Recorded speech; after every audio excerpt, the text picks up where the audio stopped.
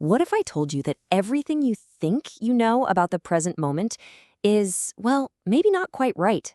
Today, we're going to dive into a really profound idea from Eckhart Tolle that completely redefines the now. And honestly, it could change the way you experience your entire life, starting right now. So let's start with this. Over 2,500 years ago, the Greek philosopher Heraclitus gave us this powerful image. It's a truth we all kind of feel deep down, right? Life is this constant flow of change. Nothing ever stays the same. Everything is temporary. And this constant change, it naturally leads us to see life as a series of moments, kind of like beads on a necklace. There's the breakfast moment, then the drive to work moment, and this moment right now. We think of it as clock time, but Eckhart Tolle argues that this is only the surface of reality. All right, so let's get into it. Let's redefine the now by looking at a truth that might feel a little, well, counterintuitive at first. This one, quote, directly challenges how we usually think. Tolle is basically saying we get it mixed up. We confuse the content of the moment, the events, our thoughts, our feelings, with the moment itself. But all that stuff, it's just the scenery. It's just the temporary forms passing through. It is not the real now. So, okay, if the now isn't what's happening, then what on earth is it? Well, think of it as the space in which everything happens. Imagine your life as a movie. The scenes, the characters, the plot, it's always changing, right? But the screen that it's all projected on, that screen is always the same. That screen, that formless, unchanging awareness, that is the true now. And this idea, it leads to this really fascinating paradox. Two realities that seem to completely contradict each other, but are both true at the same time. We've got constant flux, and we've got deep, unchanging stillness. And believe it or not, the ancient Greeks were wrestling with this exact same thing.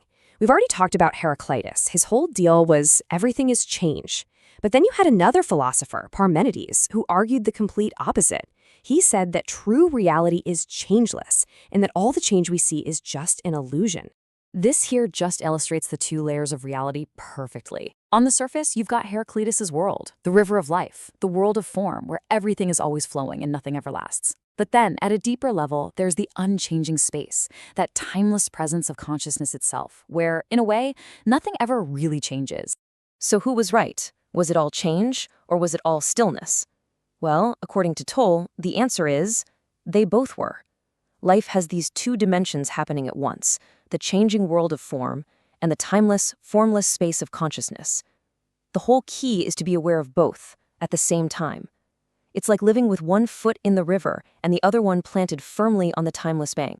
Now, this is a pretty powerful concept, but how does it actually help us in our day-to-day lives?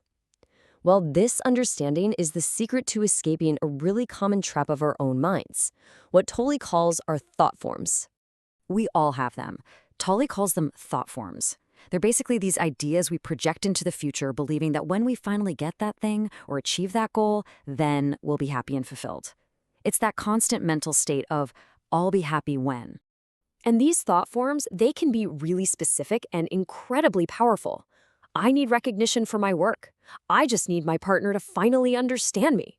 We invest our whole sense of self and all our hope for peace into these external things, believing they hold the key to our happiness. But here's the trap, and I'm sure you've felt this before. When you actually get that recognition, or you get that thing you were chasing, the fulfillment is so fleeting. There's that moment of, oh, is that it?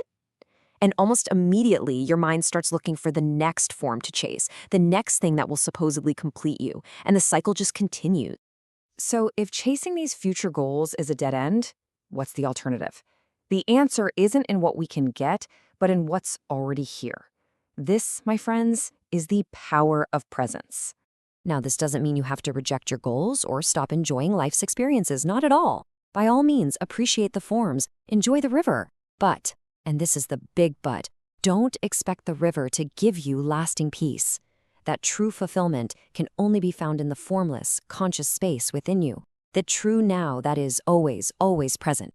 And that leaves us with a really powerful question to reflect on.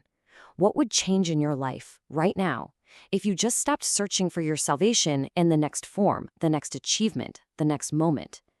What happens when you realize that the fulfillment you've been seeking isn't out there somewhere in the future, but it's already here, in the timeless space of the now.